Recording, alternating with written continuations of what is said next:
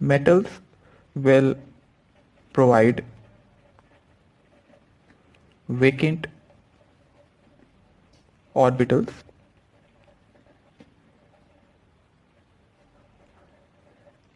depending on its coordination number.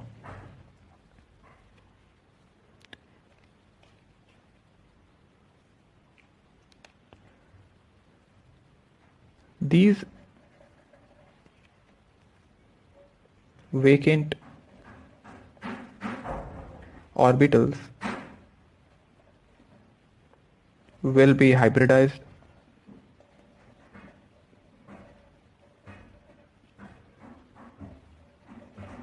thus hybrid vacant orbital of metal overlap with the filled orbital of the ligand to form a coordinate bond. So basically, metals will have a vacant orbital, whereas the ligand will have at least a lone pair of electron.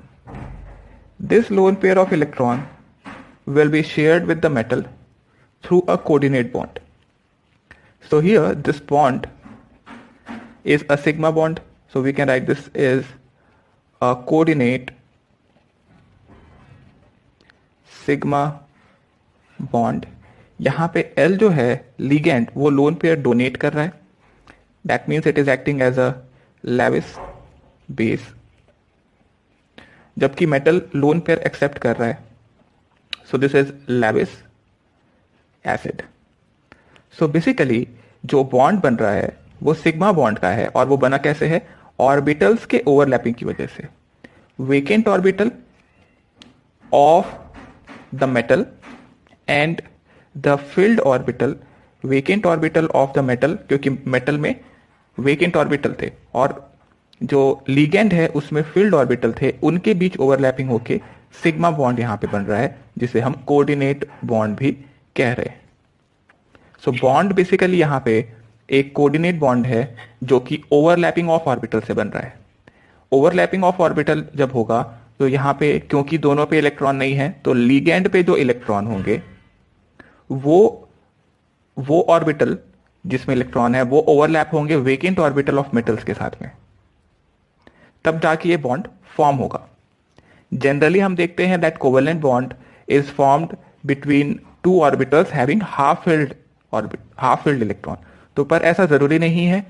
यहां पे हम देख सकते हैं एक empty है, completely empty, और दूसरा फील्ड है. तो बेसिकली मेटल जो है इसमें वेकेंट डी ऑर्बिटल है, और जो लिगेंड है उसमें लोन पेयर ऑफ इलेक्ट्रॉन्स है.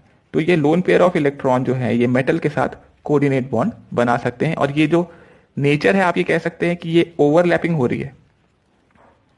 तो ये कुछ इस तरीके का अगर मेटल है और लिगेंड का लेट से पी ऑर्बिटल है तो उनके बीच एक ओवरलैपिंग हो रही है. बट ये ओवरलैपिंग में दोनों इलेक्ट्रॉन जो है वो लिगेंड लेके आएंगे, because it is acting as a Lewis base, whereas metal is acting as a Lewis acid. Next point valence bond theory समझने के लिए,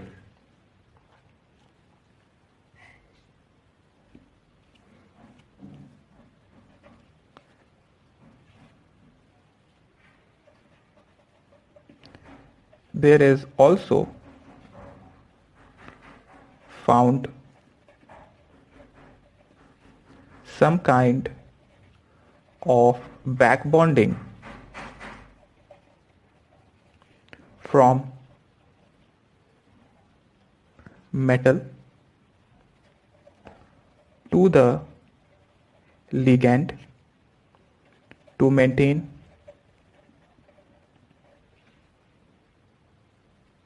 the charge neutrality.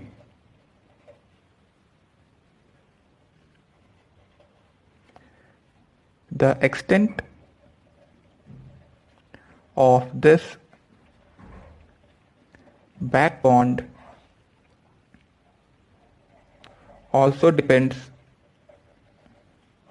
on the nature of ligand. So metal carbonyls एक इसके बहुत अच्छे examples हैं जहां पे हम ये बैक बॉन्डिंग देख सकते हैं, और इसमें हम लिखेंगे for all other complexes we generally neglect this. Metal carbonyls में बहुत अच्छा बैक बॉन्डिंग होगा, बट बाकी कॉम्प्लेक्स कंपाउंड में हम लोग जनरली इसको नेग्लेक्ट करके चलते हैं. सो बेसिकली इस तरीके से इसे समझें कि मेटल और लीगैंड के बीच में बॉन्डिंग कुछ इस तरीके से हो रही है. मेटल है M, लीगैंड है L. मेटल और लीगैंड के बीच में एक कोऑर्डिनेट बॉन्ड फॉर्म हो गया, that is a coordinate sigma bond. But metal से लीगैंड की तरफ एक दूसरे तरीके की बॉन्डिंग हुई, बैक बॉन्डिंग, जिसको मैं डॉटेड लाइन से यहां बता रहा हूं. तो अगर ये कोऑर्डिनेट बॉन्ड को मैं सिग्मा बॉन्ड से डिनोट कर दूं, तो ये जो बैक बॉन्डिंग होगी इसका नेचर होगा पाई बॉन्ड का nature. That means pi bonding जैसी होगी. अब ये होता क्यों है, तो यहां पे आप लिख सकते हैं to main back bonding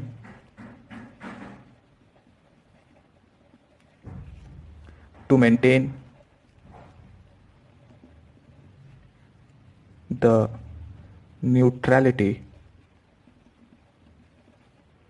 of the metal, to maintain the neutrality of the metal. यहां पे जो पाई बॉन्ड है it is a partial bond, it is not a complete bond. So इसलिए डॉटेड लाइन से भी बनाया है, लिख लो it is a partial bond between filled orbitals of metal and vacant orbitals of ligand. Filled orbitals of metal and vacant orbitals of the ligand, right? So bonding होती किस तरीके से है वो तो मैं आगे बताऊंगा, बट आप इसे ऐसे समझें कि मेटल और लिगैंड के बीच बॉन्डिंग हो गई लेट से, और मेटल पे एक ऑर्बिटल है, लेट से this is a D orbital, and ligand पे एक पी ऑर्बिटल है. तो मेटल के अंदर में जो फिल्ड ऑर्बिटल है ये इधर से इधर आ रहा है, this is a sigma bond. अब मेटल के अंदर जो फिल्ड ऑर्बिटल है that is the D orbital here, इसके इलेक्ट्रॉन्स लिगैंड के पी ऑर्बिटल के साथ एक पाई बॉन्ड जैसा नेचर बना सकते हैं. अब ऑब्वियसली सिग्मा बॉन्ड स्ट्रांग होगा जबकि ये पार्शियल बैक बॉन्डिंग होगी, ये इस तरीके से. अब इस पार्शियल बैक बॉन्डिंग को आप बता रहे हैं this is a pi bond. Now this is a back bonding, metal से लिगैंड से मेटल की तरफ सिग्मा बॉन्ड, और मेटल से वापस लिगैंड की तरफ एक बैक बॉन्डिंग होगी. तो अब मेटल और लिगैंड के बीच में there will be a partial double bond type of bond. Obviously हर कंपाउंड में नहीं होगा, बट मेटल कार्बोनिल्स में खास तरीके का ये बैक बॉन्डिंग देखने को आपको मिल जाएगा. उसमें काफी कॉमन है ये, जैसे लिगैंड की जगह अगर CO होता, कार्बन मोनोऑक्साइड, तो ये आपको देखने को मिल जाएगा. ऑल्सो कौन कौन से लिगैंड हैं जो ये शो कर सकते हैं, तो वो लिख लीजिए the ligand which allow back bonding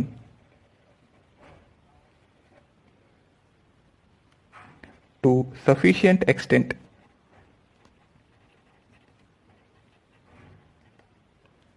are also called pi acid acceptor. For example carbon monoxide, CN-, NO etcetera, ये तीन हमारे कॉमन है, cyanide, CN-, carbon monoxide and NO, जिनमें हमको इस तरीके से बैक बॉन्डिंग देखने को मिलेगा मेटल और लिगैंड के बीच में। बेसिकली होता ये है, ये जो पाई बॉन्ड बनाने के लिए चाहिए क्या, फील्ड ऑर्बिटल किसका, मेटल का, वेकेंट ऑर्बिटल किसका, लिगैंड का। तो लिगैंड के अंदर वेकेंट ऑर्बिटल होना चाहिए, तभी ये बैक बॉन्डिंग बनेगी, जो हम कार्बन मोनोऑक्साइड, CN- और NO के अंदर में देख पाएंगे। Okay,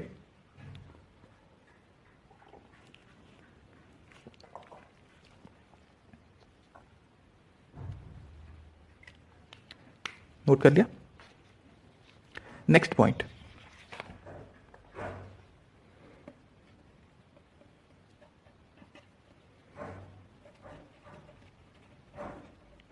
the type of hybridization of metal and shape of complex involved. The type of hybridization of metal and shape of complex involved can be decided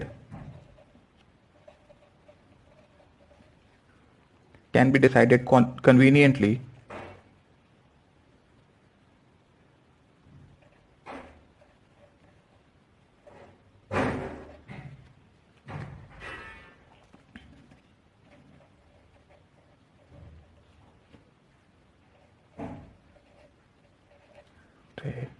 if some characteristics of complex like magnetic property, geometry, whether exhibit isomerism or not, etc., be known.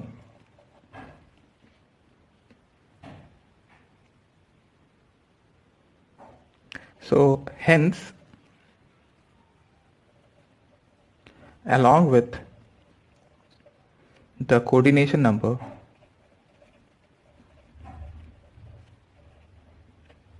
some other property must be given to analyze the complex using valence bond theory. So अगर आपको hybridisation निकालना है और अगर आप shape बताना चाहते हैं, तो हम कह रहे हैं कि आपको एक प्रॉपर्टी और पता होनी चाहिए कोऑर्डिनेशन नंबर के अलावा, जैसे कि आपको मैग्नेटिक प्रॉपर्टी पता हो सकती है, या आपको ज्योमेट्री पता हो, या आपको पता हो आइसोमेरिज्म देखने को मिलता है या नहीं मिलता है। सो कोऑर्डिनेशन नंबर के साथ साथ आपको कुछ और प्रॉपर्टी भी दिया हुआ होना चाहिए कॉम्प्लेक्स का, ताकि हम उसका एनालिसिस कर सकें।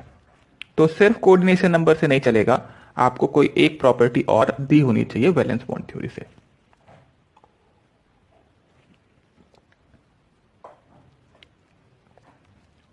ओके,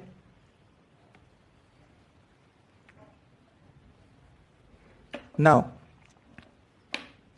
लेट्स से आपके पास कुछ हाइब्रिडाइजेशन के हिसाब से मैं शेप डिस्कस करना चाहता हूं। सो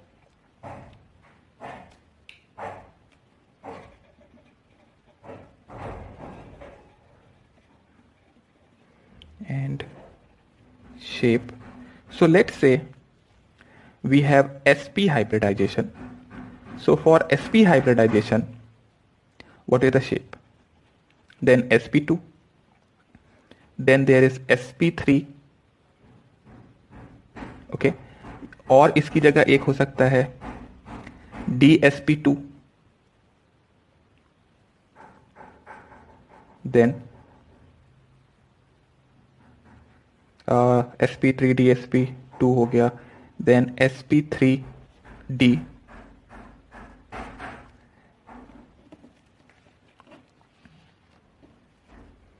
एक हो सकता है DsP3, देन sp3D2, या फिर D2sp3। ये कुछ हाइब्रिडाइजेशन जो पॉसिबल हैं उनकी बात करेंगे। सो sp हाइब्रिडाइजेशन में शेप आ जाएगा लीनियर, इसमें कुछ भी अलग नहीं है, आपको कोई और प्रॉपर्टी देने की जरूरत नहीं। अगर आपने निकाल लिया sp हाइब्रिडाइजेशन है तो शेप लीनियर हो जाएगा।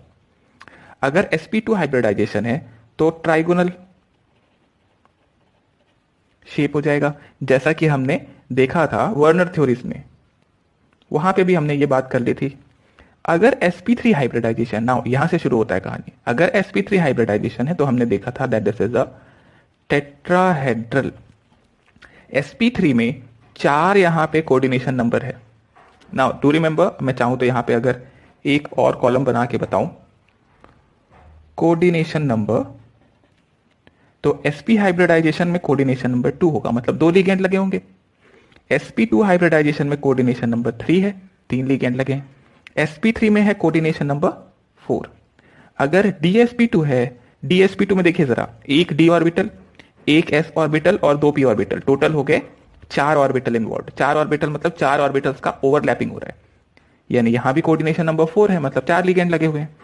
बट dsp2 अगर हाइब्रिडाइजेशन आ रहा है तो शेप आएगा square planar. Square planar shape में आपको यह देखने को मिलेगा दैट जो कॉम्प्लेक्स है उसमें ये कुछ इस तरीके का शेप आ जाएगा, square planar. Then sp3d, now sp3d में आप देखते हैं दैट 3 और 1, 4 और 1 5, तो total there are 5 orbitals, coordination number will be 5। And sp3d में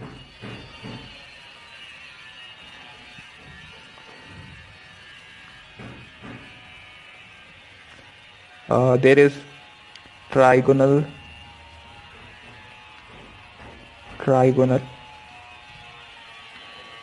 बाइपिरामिडल, या DsP3 है अगर, तो यहां पे भी कोऑर्डिनेशन नंबर 5 हो जाएगा। अब देखो ट्राइगोनल बाइपिरामिडल या फिर और स्क्वायर पिरामिडल देखने को मिलेगा। ट्राइगोनल बाइपिरामिडल और स्क्वायर पिरामिडल, वो डिसाइड करने के लिए आपको कोई और प्रॉपर्टी, यहां पे एक एक्स्ट्रा प्रॉपर्टी पता होनी चाहिए थी, तब जाके ये डिसाइड हो पाता है। ओके, sp3d2, हाँ dsp3 में भी सेम कहानी होगी, या तो ट्राइगोनल बाइपिरामिडल होगा या फिर स्क्वायर पिरामिडल होगा। उसके लिए एक और प्रॉपर्टी आपको दी हुई होनी चाहिए, सिर्फ हम यहां से नहीं बता सकते। sp3d2 देखिए, 2 d ऑर्बिटल और 1 s और 3 p, टोटल हो गए 6 कोऑर्डिनेशन नंबर। सिमिलरली d2sp3 भी, यहां पे भी 6। शेप वाइज d2sp3 और sp3d2 दोनों ही ऑक्टाहेड्रल शेप शो करेंगे, दोनों में ही ऑक्टाहेड्रल शेप देखने को मिलेगा, मतलब टोटल 6 जुड़े हुए होंगे 90 डिग्री के बॉन्ड एंगल पे। ओके, नोट कर लो।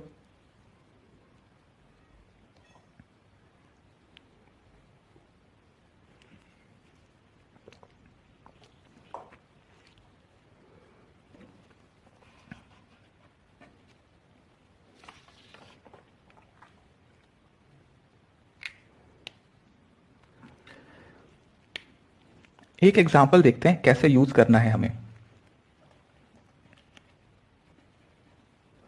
कहते हैं हम NiCN4 2- is diamagnetic in nature. NiCN4 2- is diamagnetic in nature. मैं चाहता हूं यहां पे हाइब्रिडाइजेशन पता करूं. Find hybridization and shape. Find hybridization and shape, ये मैं दो चीजें यहां पे पता करना चाहता हूं.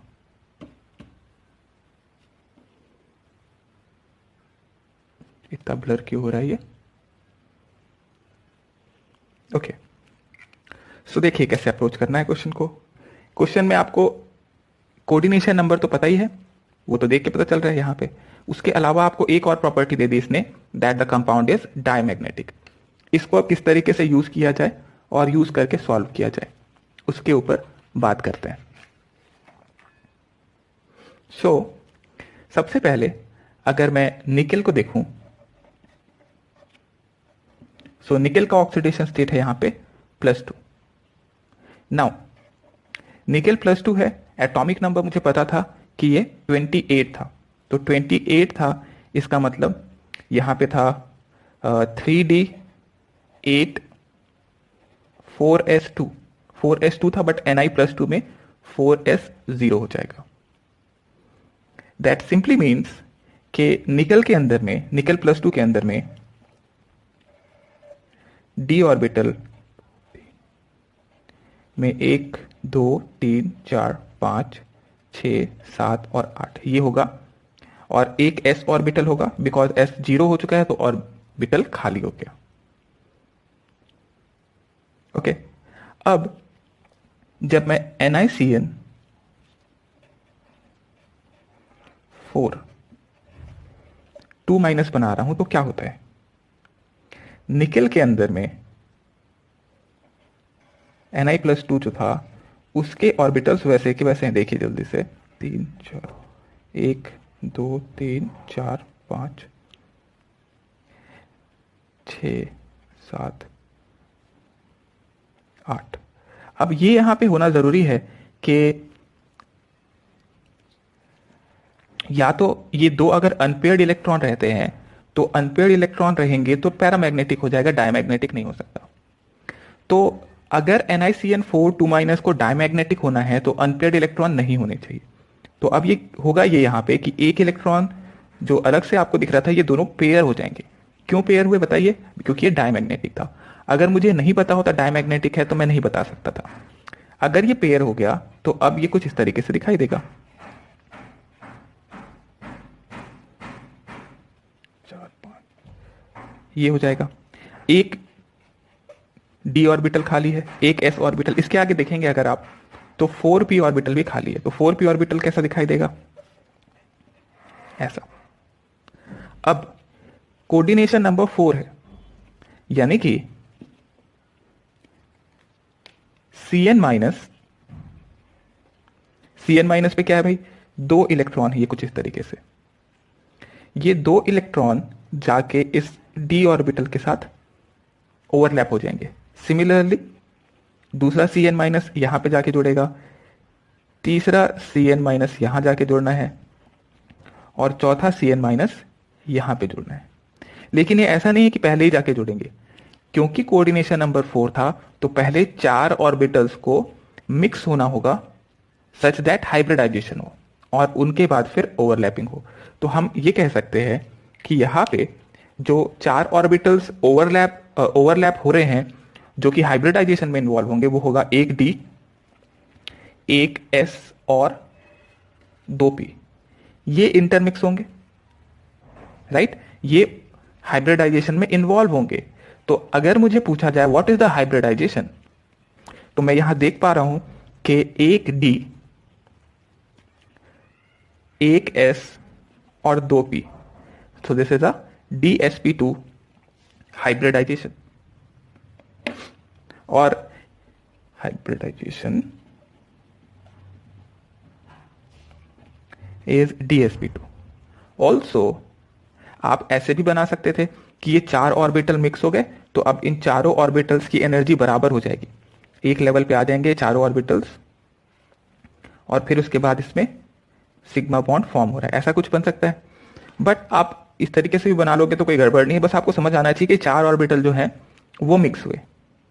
अब आप ये कहें कि ये वाला डी ऑर्बिटल क्यों यूज हुआ, 1s और 3p क्यों नहीं यूज हुए, तो कंसेप्ट ये कहता है कि जब भी फिलिंग होगी ऑर्बिटल्स की तो वो लेस एनर्जी वाले पहले फिल होंगे और हाई एनर्जी वाले बाद में फिल होंगे। तो अगर एक 3d ऑर्बिटल खाली है और एक 4p ऑर्बिटल खाली है तो 3d ऑर्बिटल पहले फिल होगा, बिकॉज ये कम एनर्जी पे है, ऐसा कह सकता हूं मैं। अब क्योंकि इलेक्ट्रॉन्स पेयर हो गए थे यहां पे, इस वजह से डी ऑर्बिटल खाली हो गया था। पेयर होगा कि नहीं होगा ये मुझे नहीं पता था, तो उसके लिए मुझे एक प्रॉपर्टीज ने दे दी थी, डायमैग्नेटिज्म होना चाहिए, तो मैंने पेयरिंग करा दी ताकि सारे इलेक्ट्रॉन पेयर हो जाए। पेयर हो जाएंगे तो डायमैग्नेटिक हो जाएगा। एक बार आपने हाइब्रिडाइजेशन डिसाइड कर दिया तो फिर शेप भी डिसाइड हो जाएगा, क्योंकि मैंने देखा था दैट DsP2 हाइब्रिडाइजेशन का शेप स्क्वायर प्लानर होगा। आप एक चीज समझ लो, मेटल और लिगैंड के बीच जो बॉन्डिंग होगी उसके अंदर में लिगैंड के इलेक्ट्रॉन है और मेटल का वेकेंट ऑर्बिटल है। तो आप ये अगर कह रहे हो कि D3sp जो भी बनाना चाहते हो आप, तो उसके लिए कितने डी ऑर्बिटल खाली है मेरे को ये बताओ। आप D3sp कैसे बना सकते हो, क्या 3 डी ऑर्बिटल आपके पास खाली हैं? क्योंकि जब लिगैंड आएगा तो वो अपने 2 इलेक्ट्रॉन लेके आएगा, तो 2 इलेक्ट्रॉन लेके आएगा तो उसको एक खाली ऑर्बिटल चाहिए, कंप्लीटली वेकेंट ऑर्बिटल। तो आपके जो 4 डी ऑर्बिटल है वो कंप्लीटली फिल्ड है, तो एक ही डी ऑर्बिटल है और क्या है आपके पास, एक s ऑर्बिटल और 2 p ऑर्बिटल, तो हाइब्रिडाइजेशन बनेगा DsP2। D3s ऐसा कोई ऑर्बिटल, ऐसा कोई हाइब्रिडाइजेशन होता ही नहीं है। कहां पढ़ लिया आपने ये हाइब्रिडाइजेशन, कहां पढ़ा है मैंने ऐसा हाइब्रिडाइजेशन? हाइपोथेटिक जितने मैंने केसेस बताए हैं हाइब्रिडाइजेशन के, उनमें से ही कोई ना कोई होगा। ऐसा नहीं हो सकता कि कुछ भी आपने 5 डी ऑर्बिटल उठा लिया और उसके बाद बोला देखो D5 हाइब्रिडाइजेशन हो जाएगा, ऐसा नहीं होता है।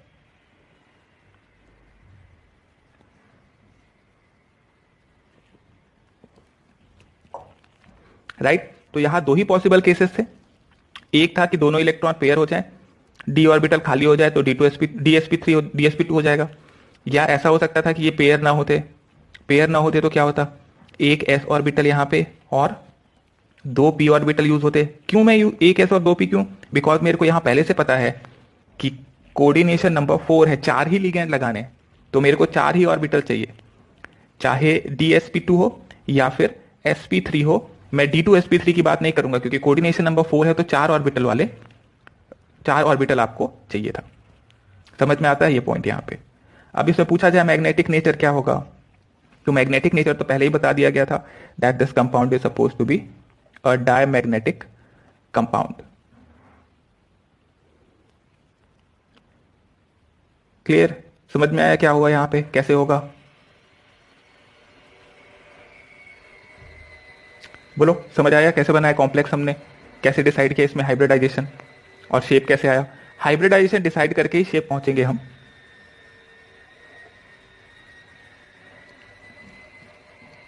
किसी कोई डाउट?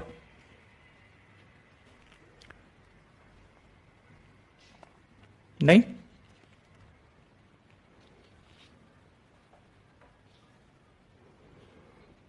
ओके, एक और एग्जांपल देखिए।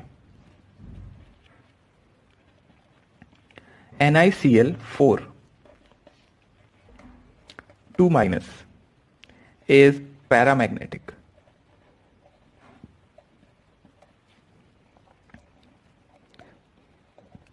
Find the hybridization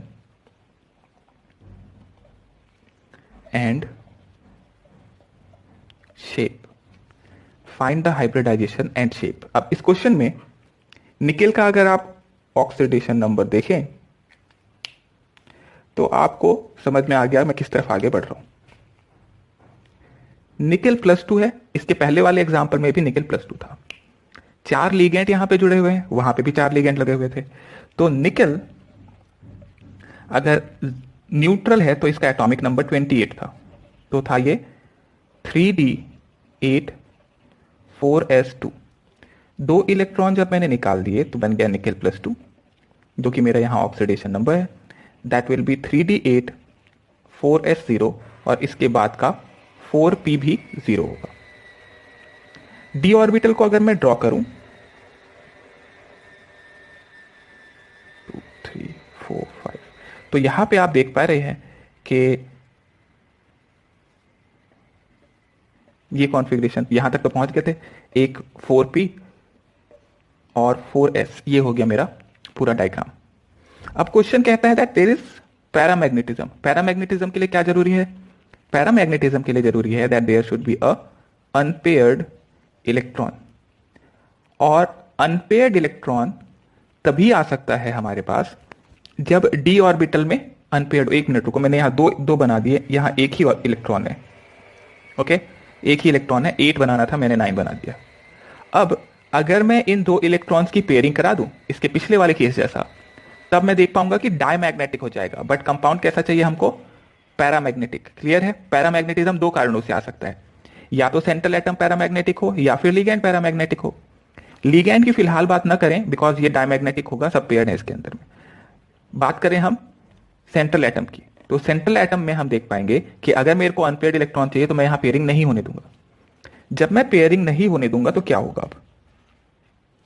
अब जो लिगैंड हैं वो किस तरीके से जुड़ेंगे ये आप समझ लीजिए। सो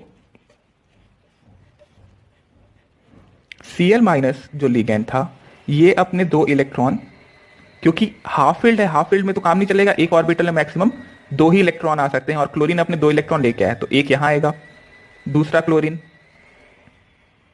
तीसरा क्लोरीन और ये चौथा क्लोरीन। क्योंकि अपने को टोटल 4 ही क्लोरीन लगाने थे तो coordination number was suppose to be 4। That means यहां पे जो ओवरलैपिंग होगा वो एक एस और 3p में होगा, या आप कह सकते हो जो इंटरमिक्सिंग ऑफ ऑर्बिटल्स होंगे वो होंगे sp3 मिक्सिंग। तो जो ऑर्बिटल्स इंटरमिक्स हो रहे हैं, जो ऑर्बिटल्स बॉन्डिंग में इन्वॉल्व हैं, वही हाइब्रिडाइजेशन देंगे आपको। इसका यह मतलब है कि यहां पे जो हाइब्रिडाइजेशन आएगा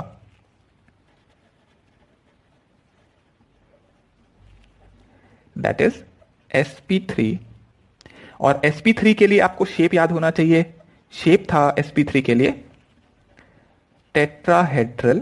आप चाहो तो ऐसे कह सकते हो कि निकल सेंटर में होगा और इस तरीके से 4 यहां पे क्लोरीन जो है वो जुड़े होंगे इसमें, और मैं चाहूं तो स्क्वायर ब्रैकेट में क्लोज कर दूंगा और बता दूंगा कि 2 माइनस चार्ज है।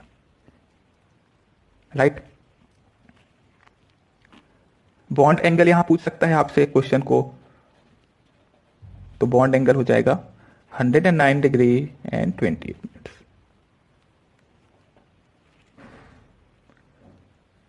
ओके, समझ में आता है यहां तक?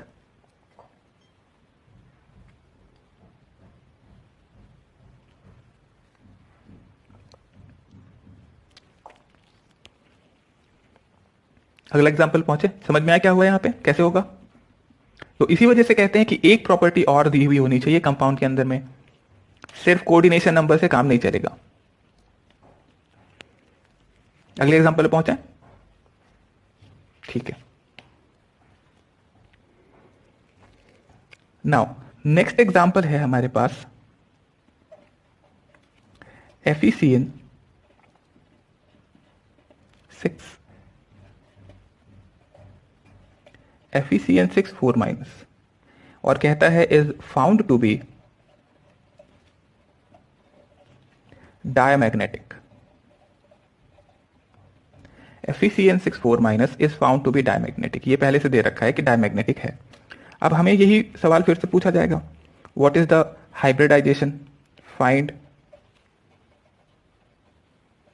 हाइब्रिडाइजेशन, शेप, बॉन्ड एंगल, इस तरीके के सवाल यहां पे आएंगे। सो पता करें what is the hybridisation of this compound.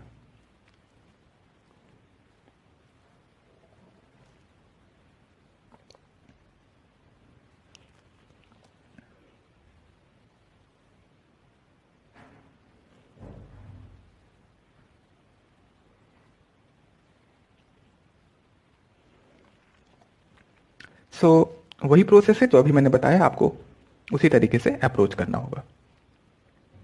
So Fe has atomic number 26. 26 है तो इसके अंदर में 3d6 4s2 था, बट अपने कॉम्प्लेक्स में Fe is in +2 state, so this becomes 3d6 and 4s0, और 4p तो रहेगा इन्वॉल्व, तो इसलिए मैंने उसको भी लिख दिया. अब 3d6 जो है उसको ड्रॉ किया ताकि मैं देख सकूं कि कितने अनपेयर्ड इलेक्ट्रॉन है. ये ड्रॉ करना तो जरूरी है. तो 1 2 3 4 5 एंड 6 ये हुआ. क्वेश्चन कहता है that compound is found to be diamagnetic. अगर ये अनपेयर्ड इलेक्ट्रॉन यहां पे होंगे तो compound will become paramagnetic. 4 unpaired electron होंगे.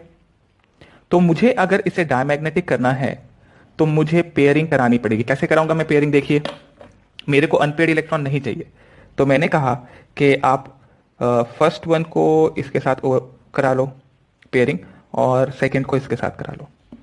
तो जब आप पेयरिंग करा लेंगे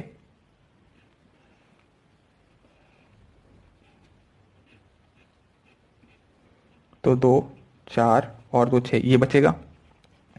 एक s ऑर्बिटल और 3 p ऑर्बिटल. अब अभी खत्म नहीं हुआ है. कोऑर्डिनेशन नंबर कितना था? देखो, कोऑर्डिनेशन नंबर था 6. तो मेरे को 6 ऑर्बिटल चाहिए.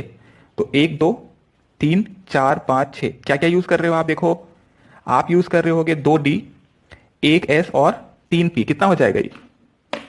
आइडिया लग रहा है कैसा होगा? तो आपको एक हल्का हल्का आइडिया लगने लगा होगा कि ये कुछ D2sp3 जैसा दिखाई देना चाहिए. आपको अभी भी अगर डाउट है तो आप बना के देख लो. दैट Cn माइनस जो है वो 1 2 3 4 5 6. अब मैं ये ऐसा रफ डायग्राम बना देता हूं, लेकिन आप देखिए, याद रखिएगा कि ऐसे पहले आके ये ओवरलैप नहीं हो गया. पहले हुआ होगा कि ये जो जितने एस डी और पी ये सब जो है इंटरमिक्स हुए होंगे. इंटरमिक्स होके जो ये इंटरमिक्सिंग होती है इसी को बोलते हैं हाइब्रिडाइजेशन. ओके, तो हाइब्रिडाइजेशन के बाद ये D2sp3 हाइब्रिडाइजेशन होना चाहिए. तो जरा लिख लिया जाए आंसर हमारे पास क्या क्या आ रहा है. Hybridization is D2sp3. देखिए, 2 पॉसिबिलिटी थी कोऑर्डिनेशन नंबर 6 के लिए, याद करना पड़ेगा आपको. या तो D2sp3 होगा या फिर sp3d2 होगा. 2 ही पॉसिबिलिटी है, D2sp3 या sp3d2. ठीक है, दोनों में से कोई एक ही होगा, इसके अलावा और कुछ नहीं है. अगर D2sp3 है तो शेप तो अगर कोऑर्डिनेशन नंबर 6 है तो ऑक्टाहेड्रल ही होगा, उसमें और कुछ है नहीं. बॉन्ड एंगल कितना होगा? तो Fe सेंटर में होगा. 4 लीगेंट इस तरीके से जुड़े होंगे, Cn Cn Cn Cn. ये 4 को मैं अगर एक प्लेन में कह दूं तो एक Cn ऊपर और एक Cn नीचे. पूरा आप ब्रैकेट लगा दीजिएगा और ब्रैकेट के बाहर बता दीजिए कितना चार्ज है. तो ये 4 माइनस चार्ज के साथ होगा. तो बॉन्ड एंगल कितना आ गया? 90 डिग्री.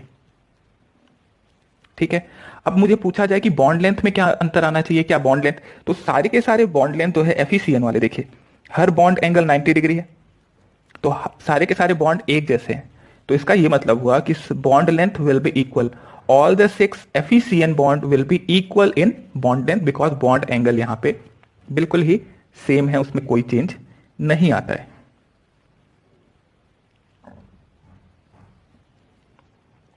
ओके.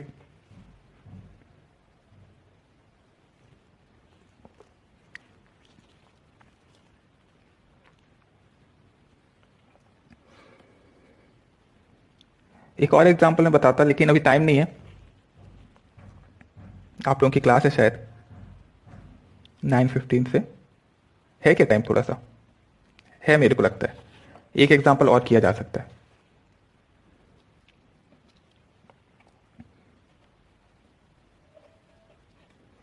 सो एक एग्जांपल देखिए. PTCN4 platinum cyanide, PTCN4 2 minus is square planar. PTCN4 2 minus is square planar. ये गिवन है. फाइंड या predict the number of unpaired electron. Predict the number of unpaired electron in this compound. PtCN4 platinum का अगर atomic number नहीं आता है आपको तो आप लगाओ दिमाग कि प्लेटिनम कौन से ग्रुप का है और उसके हिसाब से इसमें इलेक्ट्रॉनिक कॉन्फ़िगरेशन क्या होना चाहिए। फाइंड करो, predict the number of unpaired electron.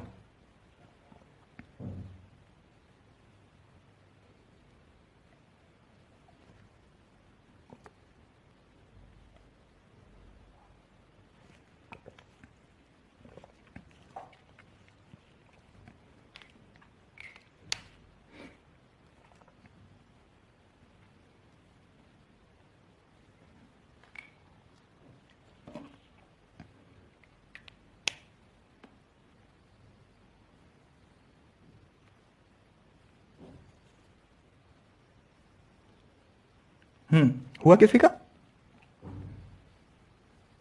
ज्यादातर लोग तो कॉन्फ़िगरेशन ही नहीं निकाल पाए, वही फंस गए होंगे, बाकी तो बाद में फाइंड करेंगे।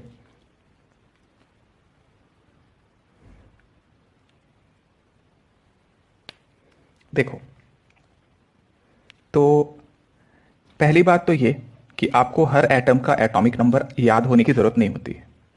थोड़ा सा हम लोग पीरियोडिक टेबल का भी इस्तेमाल करते हैं। तो मुझे ये पता था कि निकल के आता है नीचे पैलेडियम और पैलेडियम के नीचे आता है प्लैटिनम, तो इन तीनों में एक जैसा कॉन्फ़िगरेशन देखने को मिलना चाहिए। बहुत अच्छी बात है। निकल का कॉन्फ़िगरेशन मेरे को पता था, that this was 3d8 4s2। तो पैलेडियम के अंदर में हो जाना चाहिए 4d8 5s2। प्लैटिनम में हो जाना चाहिए 5d8 6s2। कॉम्प्लेक्स के अंदर में मेरे को चाहिए था प्लैटिनम इन +2 स्टेट। नाउ प्लैटिनम इन +2 हो जाएगा 5d8 6s0। एंड अगर आप और आगे बढ़ना चाहते हो तो आप कह सकते हो कि 6p भी 0 था। 5d8 ड्रॉ करें इसे। ओके, 1 2 3 4 5 6 7 8। क्वेश्चन कहता है स्क्वायर प्लानर चाहिए। स्क्वायर प्लानर से क्या हिंट मिला आपको? स्क्वायर प्लानर के लिए चाहिए होगा DsP2 हाइब्रिडाइजेशन। याद रखो दैट sp3 है अगर तो टेट्राहेड्रल होगा। अगर DsP2 है, कोऑर्डिनेशन नंबर 4 के लिए दो केसेस होंगे, sp3 और DsP2। अगर DsP2 है तो स्क्वायर प्लानर, तो इसका उल्टा भी सही है, अगर स्क्वायर प्लानर है तो DsP2 होना चाहिए, राइट। तो मुझे ये पता है कि DsP2 चाहिए। अब यहाँ दोनों डी इलेक्ट्रॉन पे डी पे दोनों इलेक्ट्रॉन हैं, मेरे को ऑब्वियसली यहाँ पे पेयरिंग करानी पड़ेगी ताकि एक डी ऑर्बिटल खाली हो सके, राइट। मुझे पहले ही पता था स्क्वायर प्लानर मतलब DsP2 होता है, तो इसलिए मैंने कहा इसको आगे भेज दो। जब आप ऐसा करेंगे तो अब आपके पास हो जाएगा एक डी ऑर्बिटल, एक एस और 3p।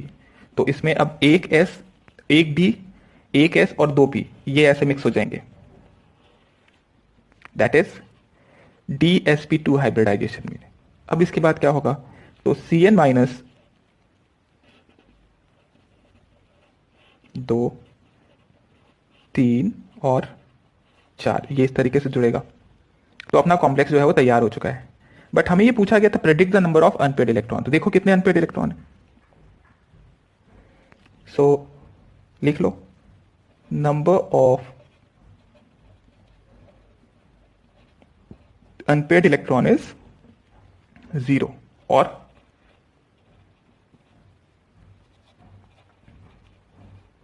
No unpaired electron.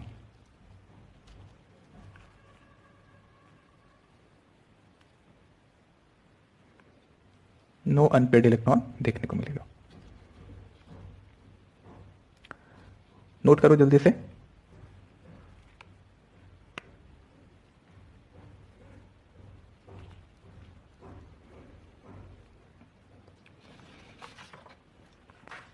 एक छोटा सा एग्जांपल देखिए। for the complex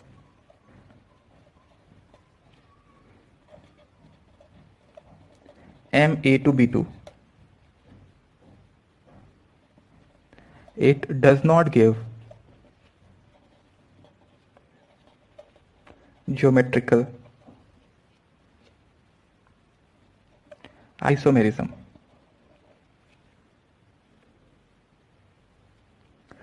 Predict the hybridization. For a complex Ma2B2, यहां पे M जो है वो सेंट्रल एटम है, A and B are the ligands. तो कहता है it does not give geometrical isomerism, predict the hybridisation of the complex.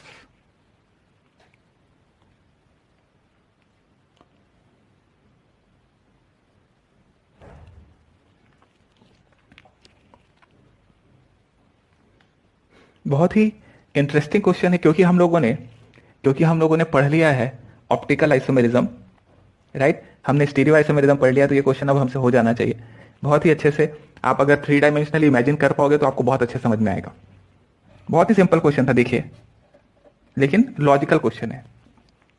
अगर मेरे को ज्योमेट्रिकल आइसोमेरिज्म चाहिए, तो ज्योमेट्रिकल आइसोमेरिज्म के लिए जरूरी ये है that distance between the group should change, right.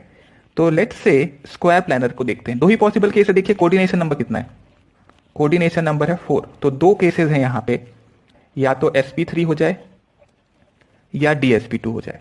अगर sp3 हो जाएगा तो होगा टेट्राहेड्रल, अगर dsp2 होगा तो हो जाएगा स्क्वायर प्लानर।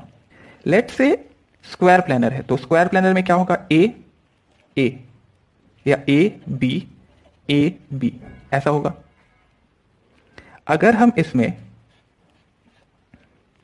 ए और बी का पोजीशन चेंज कर दें तो ए बी ए। अब जरा देखो, पहले कंपाउंड में ए और ए के बीच का डिस्टेंस और यहां ए और ए का डिस्टेंस चेंज हो गया। भाई ये एक प्लेन में लगा हुआ है, समझो अच्छे से, एक प्लेन में लगा हुआ है।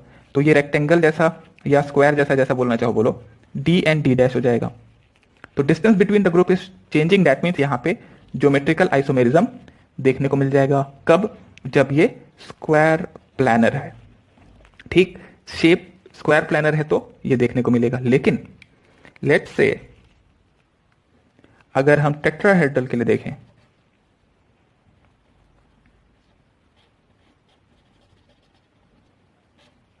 तो ए बी ऐसा कुछ है हमारे पास कंपाउंड। अब इस कंपाउंड में आप अगर देखेंगे तो ए और ए के बीच में डिस्टेंस लेट से यहां पे डी है।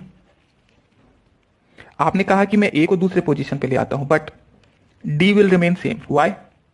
बिकॉज हर एंगल यहां पे 109 डिग्री है।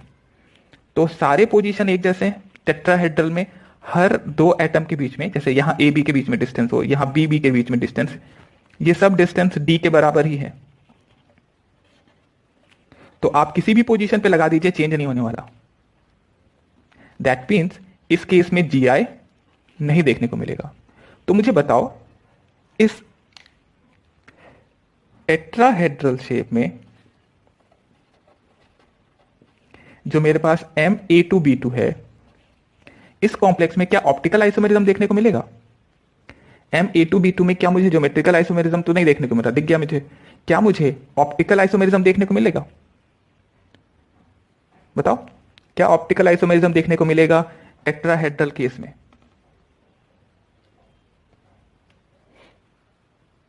बोलो, क्या रहा आंसर, यस या no?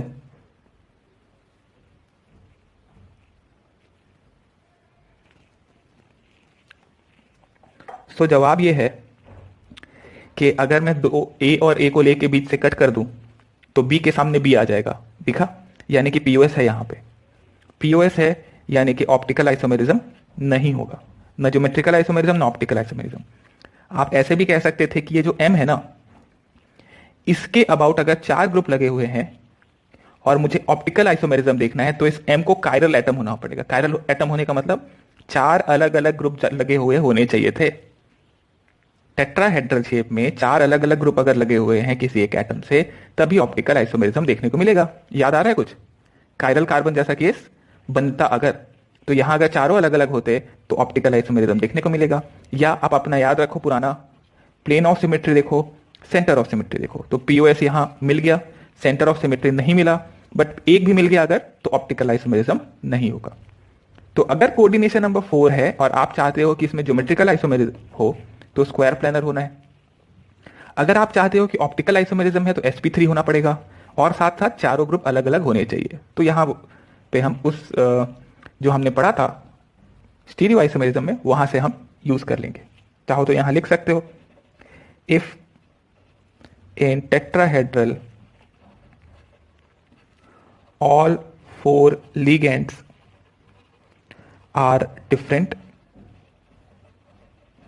then optical isomerism is possible.